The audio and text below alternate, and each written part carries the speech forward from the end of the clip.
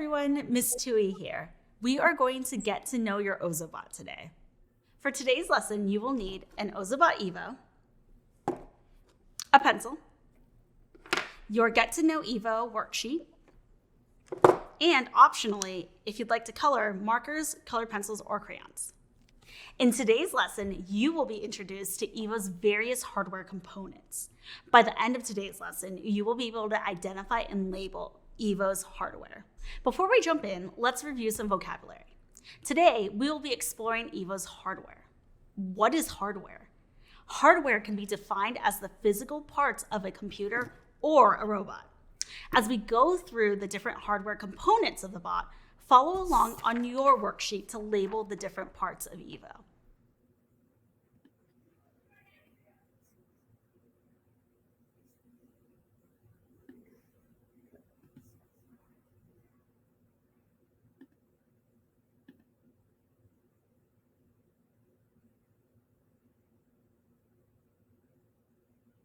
Let's take a look at your worksheet so that you can follow along. Here we have the key terms with Evo's main hardware components. Here you have a front view of the bot, a back, top, and bottom view of the bot, and here are all the places for us to label the hardware components. Evo is a line-following robot that you can program two ways: color codes, made with markers, and with Ozobot, block coding on a computer or tablet. You'll learn all about these two ways to code in upcoming lessons.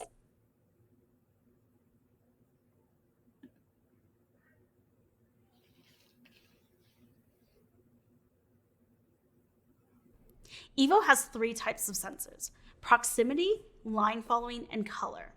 Evo has proximity sensors that can be programmed in Ozobot to detect objects in front and behind the bot. Can you find Evo's proximity sensors? They can be viewed from the front and the back. One of Evo's features is that it can follow lines. Underneath the bot, towards the front, there is a row of line-following sensors. These sensors allow Evo to see and follow a drawn line. Evo can detect and respond to colors using the color sensor, located underneath Evo between the wheels.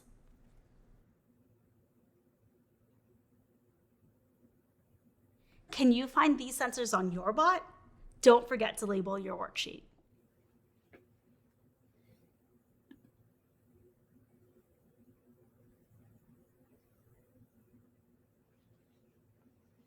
Evo has LED lights. There's one light on top of Evo and 5 in front of Evo. Evo's LEDs will display colors based on the color line it is following, or Evo's LEDs can be programmed with Ozobot.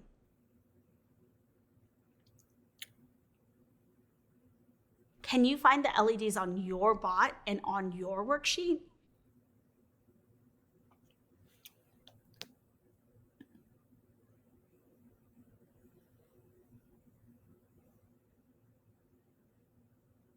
Evo uses wheels, a motor, and a battery to move. The motor and battery are not visible from the exterior of the bot, but is connected to the wheels. Evo can be programmed to make sounds and even speak with Ozobot.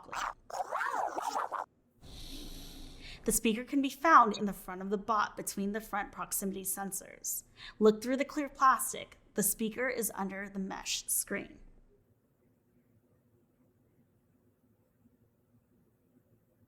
Can you find these on your bot? Don't forget to label your worksheet.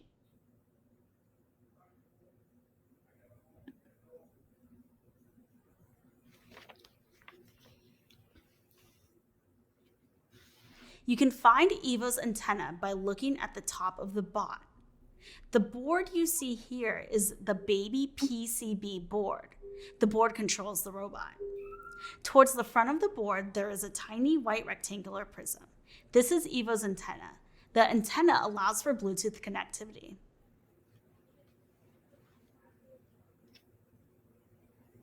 Can you find the antenna on your bot and on the worksheet?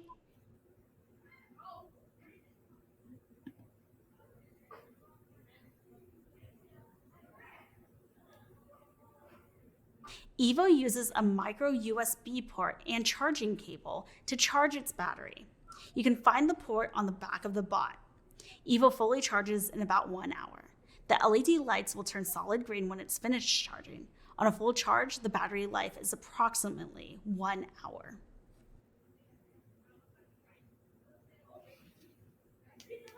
Find and label the micro USB port on your worksheet.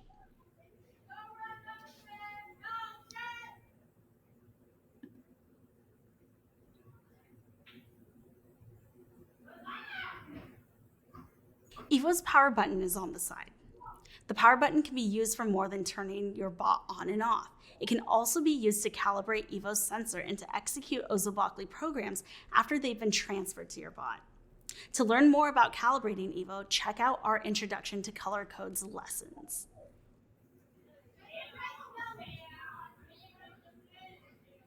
Find and label the power button on your worksheet. Now that you know how Evo works, come back again soon to learn all about Evo's color codes. If you'd like more to do right now, you can use markers, pencils, or crayons to color your worksheet.